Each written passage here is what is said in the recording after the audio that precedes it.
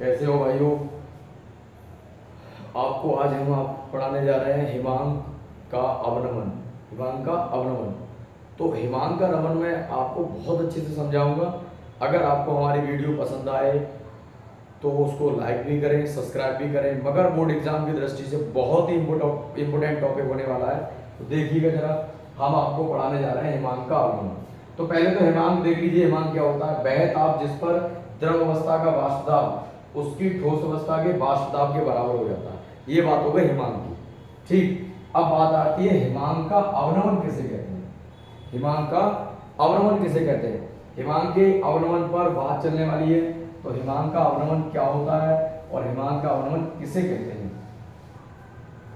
आप ये सोच लीजिएगा। हमने आपको एक ग्राफ बना के समझाया है। ये शुद्ध का है, ये शुद्ध, और यहाँ पर हमने कोई अवाष्पीय पदार्थ मिला दिया, तब उसका ताप ये T1 हो गया और ये T2 है। तो हमारे पास एक डायग्राम ये बनाया हमने इस तरीके से। ठीक, और इसमें कोई विलायक है, ये विलायक, ये विलायक है। इसमें कोई अवाष्पीय पदार्थ मिला दिया। क्या मिला दिया? अवाष्पीय पदार्थ। क्या मिला दिया? अवाष्पीय पदार्थ मिला दिया। अवाष्पशील पदार्थ। किसी विलायक में अवाष्पशील पदार्थ मिलाने से, किसी विलायक में अवाष्पशील पदार्थ मिलाने से उसके हिमांक में होने वाली कमी, उसके हिमांक में होने वाली कमी हिमांक का अवनमन कहलाती है। अगर विलायक में हम कोई पदार्थ मिला रहे हैं और जब पदार्थ मिला रहे हैं तो उसके हिमांक में जो कमी हो रही है, जो कमी हो रही है उसे क्या कहेंगे? हिमांक का अवनमन कहेंगे। क्या कहेंगे? हिमांक का अवनमन। और हिमांक के अवनमन को प्रदर्शित करते हैं डेल्टा टीएफ से। किससे प्रदर्शित करते हैं? डेल्टा टीएफ से प्रदर्शित करते हैं हिमांक के अवनमन को। ठीक, तो ये कैसे आता है? T2 माइनस T1, ये ऐसे अपन लोग फाइंड कर देते हैं। ठीक, ये हिमांक का अवनमन हो गया। हिमांक के अवनमन के लिए एक क्वेश्चन आता है, हिमांक का अवनमन किसे कहते हैं? वो मैंने आपको अभी बताया, किसी विलायक में अवाष्पीय पदार्थ मिलाने से उसके हिमांक में होने वाली कमी हिमांक के अवनमन के बराबर होती है।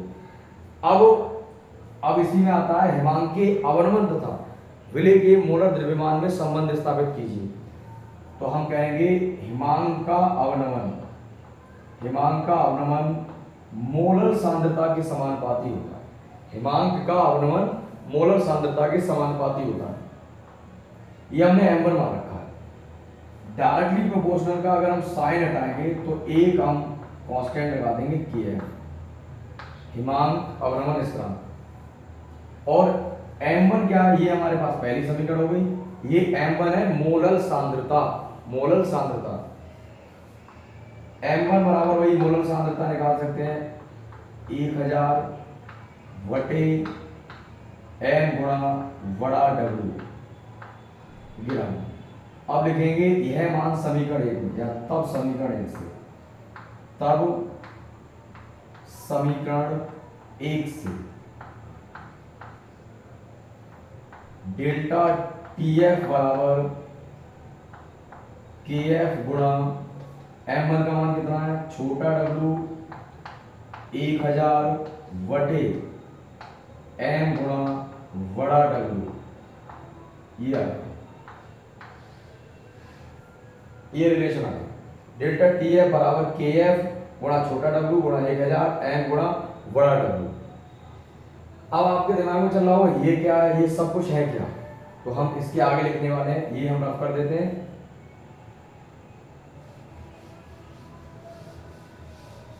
कि इस फार्मूले में डेल्टा, अभी हमने फार्मूला ड्राइव किया है, डेल्टा TF बराबर KF गुणा छोटा W। अभी हमने ये फार्मूला ड्राइव किया है, डेल्टा TF बराबर KF गुणा और 1000 बटे m गुणा बड़ा W। ये फार्मूला अभी हमने ड्राइव किया। यहाँ है क्या क्या? यहाँ डेल्टा TF हिमांक में अवनमन, हिमांक में अवनमन, अवनमन। KF क्या है? हिमांक का अवनमन स्थिरांक।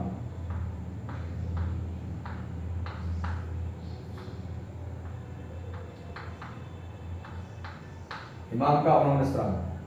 छोटा W क्या है? विलेय का भार, का भार। जो छोटा m है वो क्या है? विलेय का अणुभार, विलेय का अणुभार, अणुभार। बड़ा W क्या है? विलायक का भार,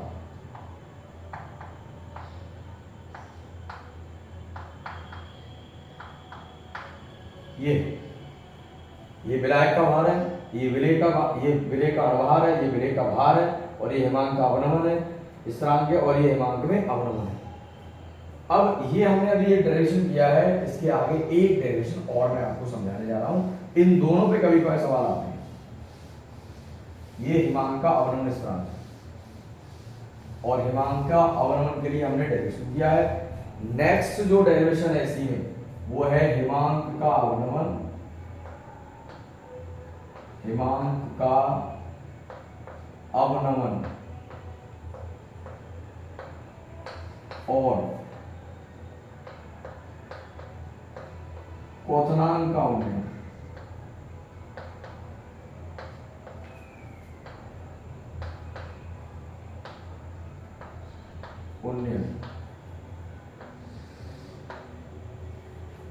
में संबंध।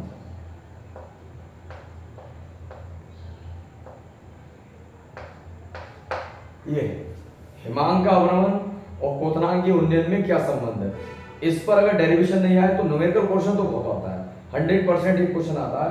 तो पहले तो हम बात करेंगे हिमांक के अवनमन से। हिमांक के अवनमन के अनुसार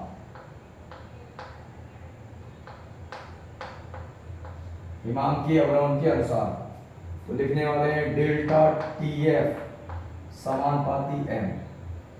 डेल्टा TF समानुपाती का भी चिन्ह हटाएंगे तो लगाएंगे KF और m। ये पहली समीकरण। दूसरा अब लिखेंगे क्वथनांक के उन्नयन, क्वथनांक के उन्नयन के अनुसार।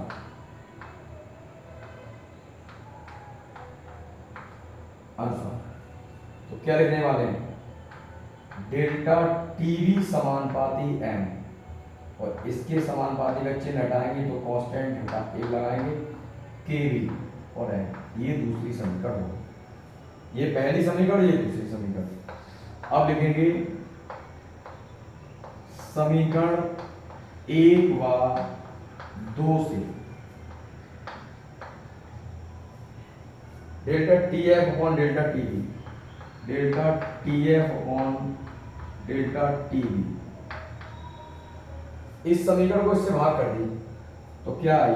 KF m बटे KB गुणा m।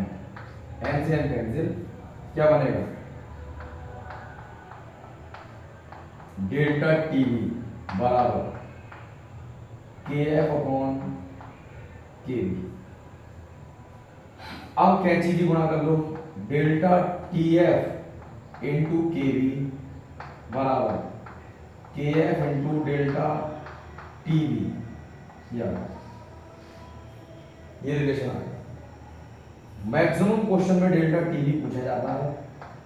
डेल्टा TB बराबर डेल्टा TF गुणा KB बटे KF। ये रिलेशन हो गया। हम अगर इस रिलेशन से सवाल करेंगे तो कैलकुलेशन बहुत बच जाएगी। कैलकुलेशन से बहुत बचत हो जाएगी। और बोर्ड एग्जाम में कैलकुलेशन से बचना बहुत जरूरी है, क्योंकि अगर कोई लेंथी कैलकुलेशन हो गई तो वो सवाल बहुत लंबा हो जाएगा और उसमें बहुत ज़्यादा दिक्कत भी हो सकती है। अगर एक स्टेप कहीं भूल गए तो कैलकुलेशन बहुत लंबी लिखी जाती है। तो इसलिए इन सवालों को इसी फार्मूले से करें, इस वाले से, ये रिलेशन बना दिया।